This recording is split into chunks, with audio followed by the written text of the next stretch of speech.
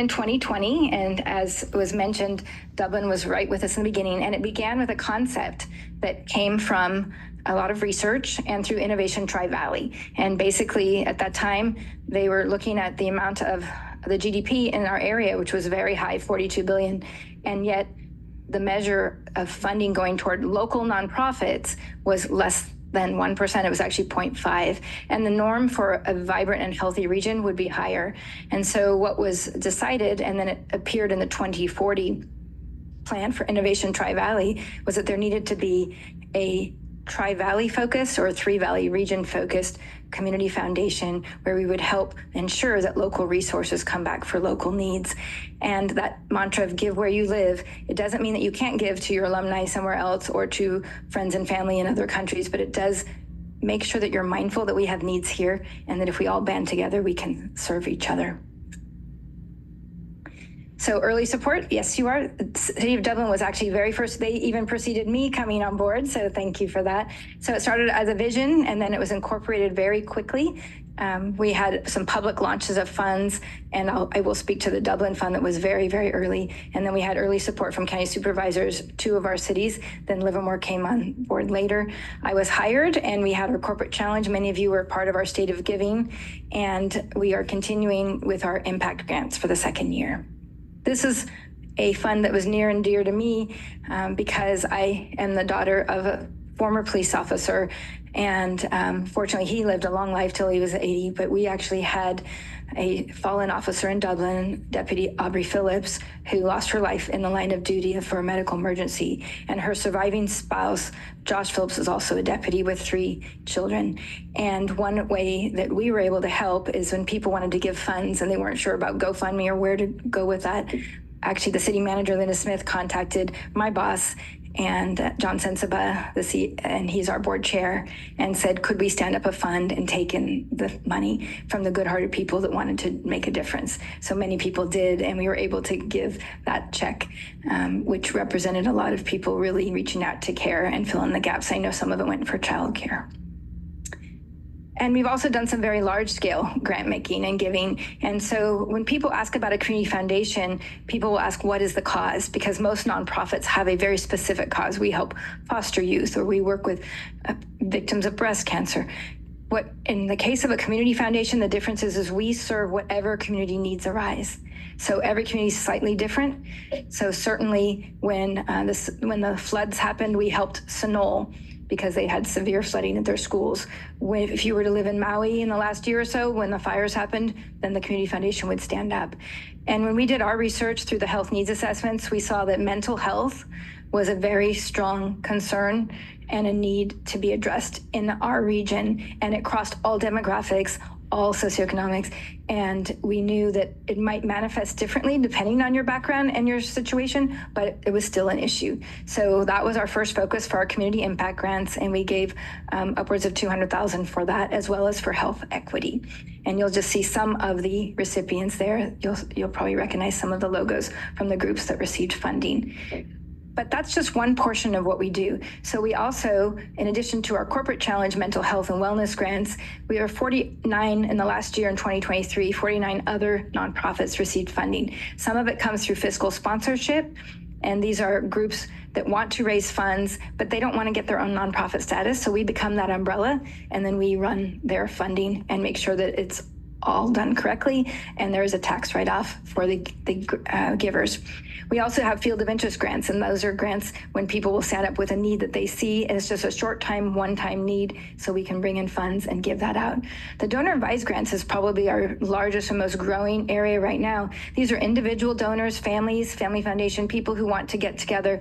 They will give funds, and then they can direct the money to causes either immediately, they can make plans for the next 10 years where they want to go, we can invest it and grow it, and then give it and grow it and grant it. So that's a very exciting growing place for us. And then managed corporate partnership, we also have many, many corporations who would rather give to a community foundation that can then do all of the vetting of the nonprofits and have a wider net of granting. So then they can sit back and look at their alignment with their values and see that they've given to a large number of grantees and nonprofits and really transformed the community. So I wanted to draw your attention to some of those mini grants that went out. This one was a $20,000 one because this was located right here in Dublin. There was based on the Family Violence Law Center. So there were some women who ended up in unfortunate circumstances and sexually assaulted at the Institute. And even though the Institute is no longer open, they still have repercussions and things, and so that are following them and trauma. And because of that, these funds go to their services. And that was a grant that we were able to fund. We also gave funding for Love Never Fails, and that was serving primarily Dublin and Livermore. And this is these are mostly young people who have been trafficked or exploited, and so they need support. They're often don't have resources. Sometimes there's language barriers, and sometimes there's shame and additional victimization. So this was another nonprofit that we supported with over $20,000. And then a wide range of other groups that also serve Dublin, but serve other areas of the Tri-Valley. And so many of them were youth-focused or special populations, and you'll recognize Goodness Village and Tri-Valley Haven, Harmony and Healing. This brings music to those who are in hospice or young children who are in hospital situations.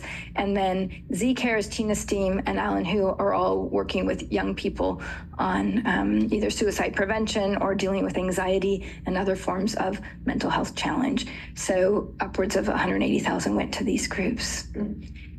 And as I mentioned before, we are growing our funds. We're also growing our sense of community as we grow our foundation, and the industry partnerships are really helping. So here's just a few examples of an individual grant fund. We have an individual who started a seed money of $25,000 for Give, Grant, and Grow Green. And so there are many nonprofits working in that space.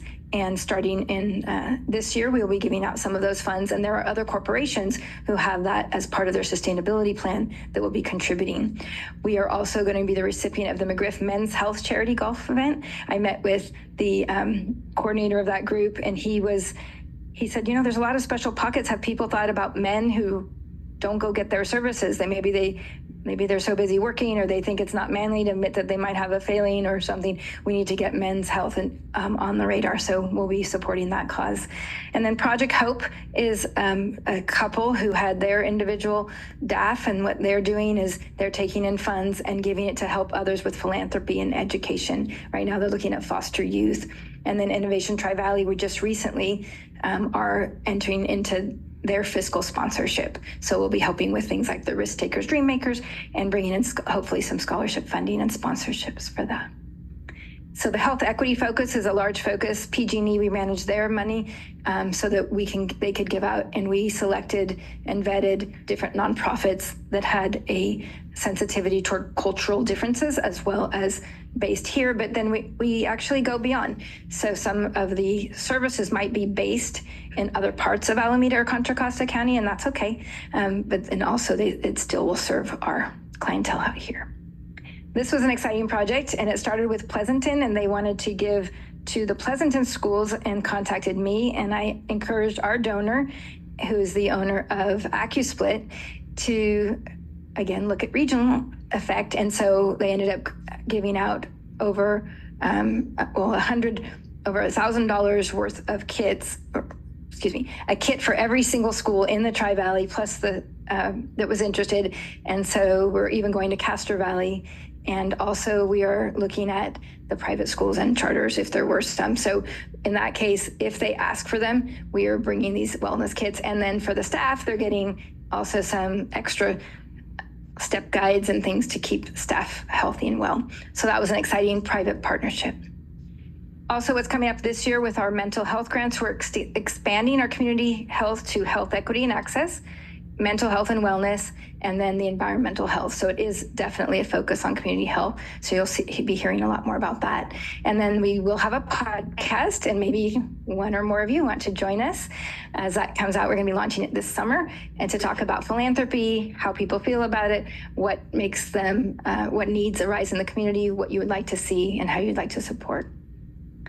Another new initiative of ours is our inaugural Professional Advisors Network. And so we're looking to the people throughout our region who have the expertise. These are CPAs and attorneys and accountants, people who are wealth advisors and estate trust attorneys who are helping us understand the climate and the climate of giving, and as well as all the tax laws and any new policies that are coming our way. So they're going to educate us, and they'll be doing webinars to educate the community as well as other professional advisors. This is a great resource and think tank.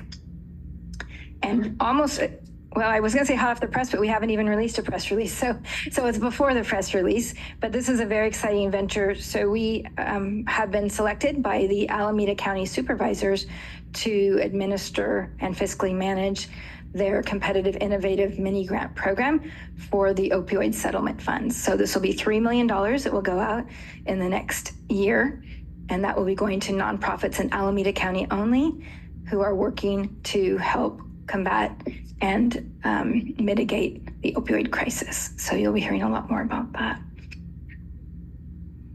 And finally, we talk about the power of three. That's the three valleys, and it's also the power of three: trust, transparency with a Tri-Valley focus. So we have an incredible amount of work before us.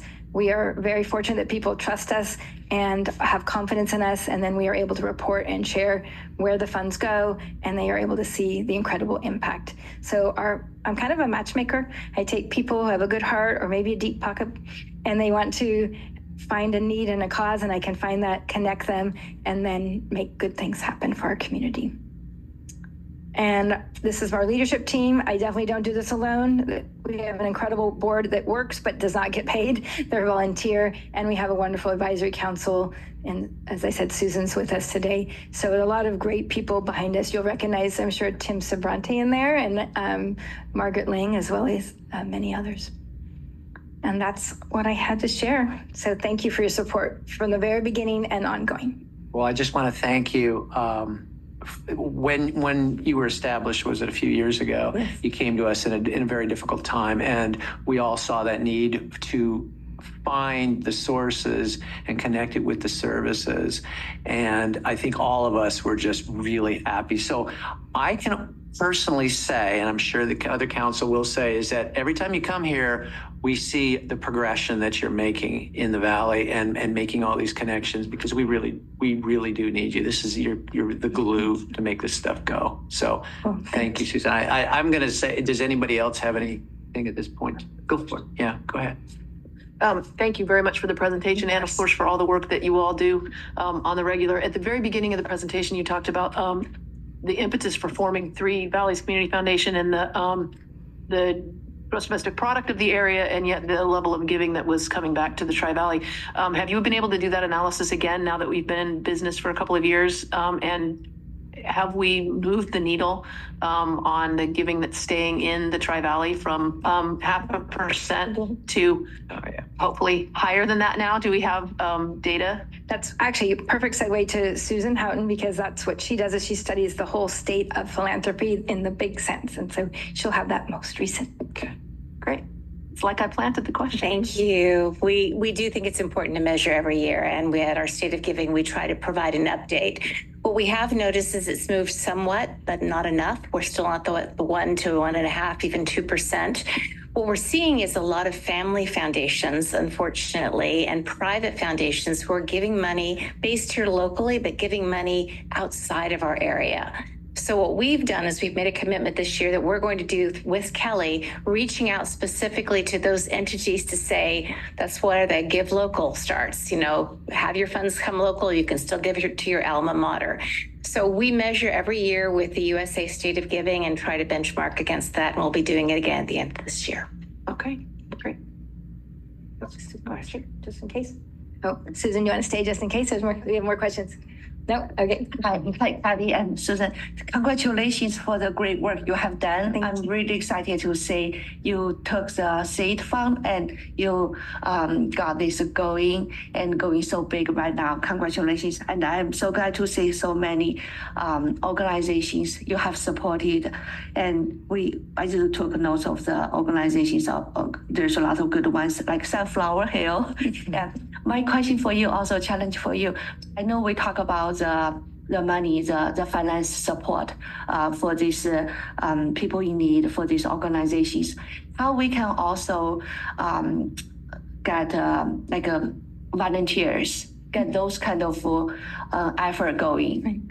So that's actually something that's another area that we're working on. And one of my goals with that, and haven't quite rolled it all out, is that if we can't give money, or in addition to giving money, we would also give them a cadre of volunteers who are trained who can come. And that's modeled after, I think it was Walmart that started that, where they would give you a $500 grant, but they'd also give you 5 volunteers, because people, they're called volunteers and they're not paid, and it's not because they're not worth it, it's because they're priceless. And so that is something that we are looking at cultivating.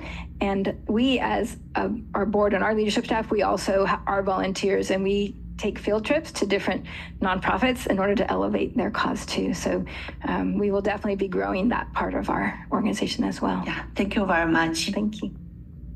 Anybody else? Just want to thank you again, and thank you for this great presentation. We're glad every time you come up here, we're learning a little bit more. Well, thank you. Thank you.